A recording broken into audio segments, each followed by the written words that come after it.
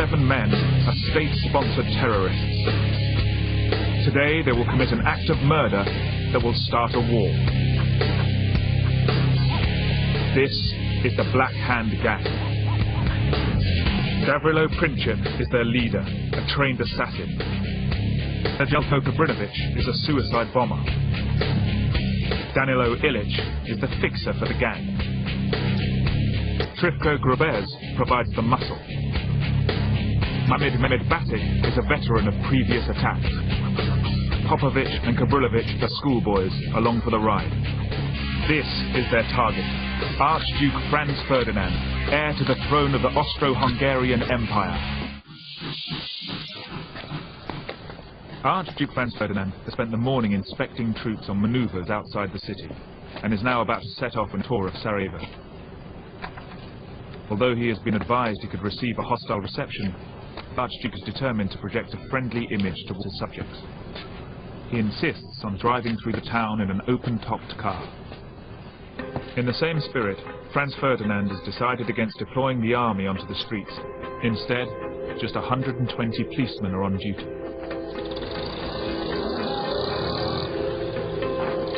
Yesterday, local newspapers published the Archduke's route.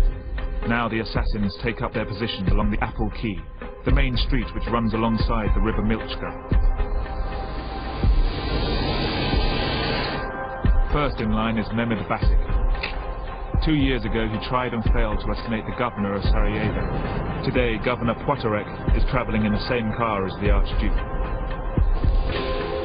Further up the street, Jelko Kabrinovic asks an unsuspecting local police to point out the Archduke's car. He learns it will be the 3rd vehicle in the 6-car motorcade. Next, the 2 schoolboys move into position. Popovic and Kabrilovic stand opposite each other, one on either side of the street. They are both armed with a bomb. Trifko Grabez, armed with a revolver, takes a spot a little further down the road. In the centre is Gavrilo Princip. Having proved himself a crack shot with his pistol, he is here to ensure the job is finished if one of the less experienced members of the gang should botch the attack.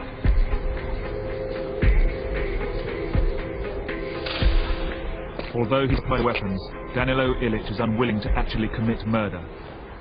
Unarmed, he prepares to watch the action unfold. As the car proceeds along the Apple Quay, the Archduke's wife Sophie is particularly enjoying the procession. Because of her low birth status, Sophie has never before been allowed to accompany the Archduke on an official tour. Today, as a special wedding anniversary gift, the devoted husband has arranged for her to accompany him for the first time. As the car approaches, Mehmed Batik has the first opportunity to attack.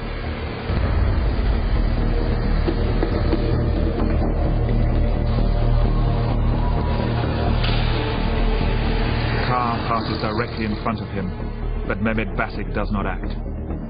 But there are still 6 assassins waiting for their chance to strike.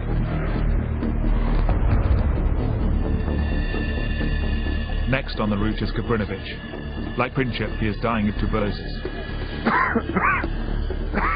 With the knowledge he has a terminal illness, Kabrinovic is desperate to go down in history as a martyr for the cause. With the car just 20 feet away, Kabrinovic strikes the percussion cap of his grenade and hurls it at his target.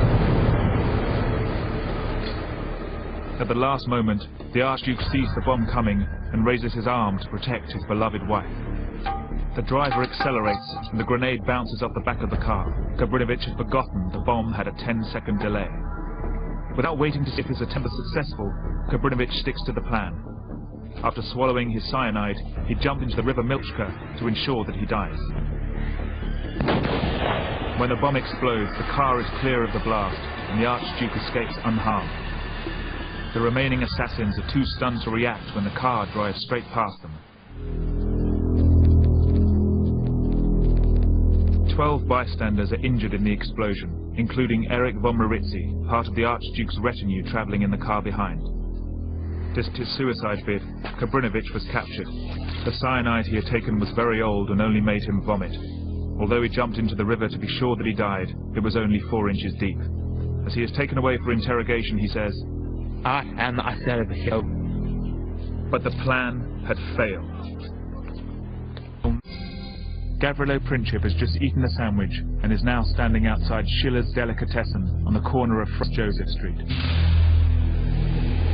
The Imperial Party now plan to visit the hospital. This means driving back along the main street, Apple Key. But somehow, the chauffeur becomes confused, and he now takes a wrong turn which will change the course history.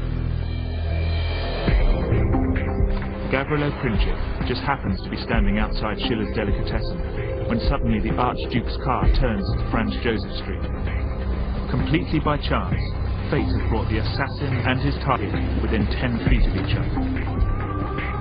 Poitorek notices they are going the wrong way and tells the driver to reverse, but the gears become jammed.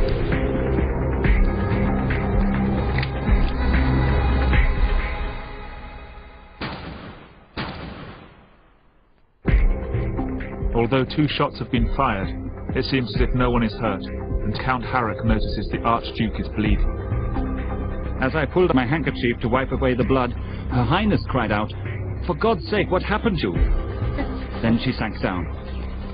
I had no idea that she had been hit. His Royal Highness said, Sophie, Sophie, don't die, live for our children." Both of Princip's shots had found their mark. Despite Franz Ferdinand's bulletproof jacket and lucky charms, he had been shot clean through the neck, while his pregnant wife had been hit in the stomach. This photograph actually captured the moment when Gavrilo Princip was apprehended. The cyanide was again ineffective, and he was wrestled to the ground before he could shoot himself.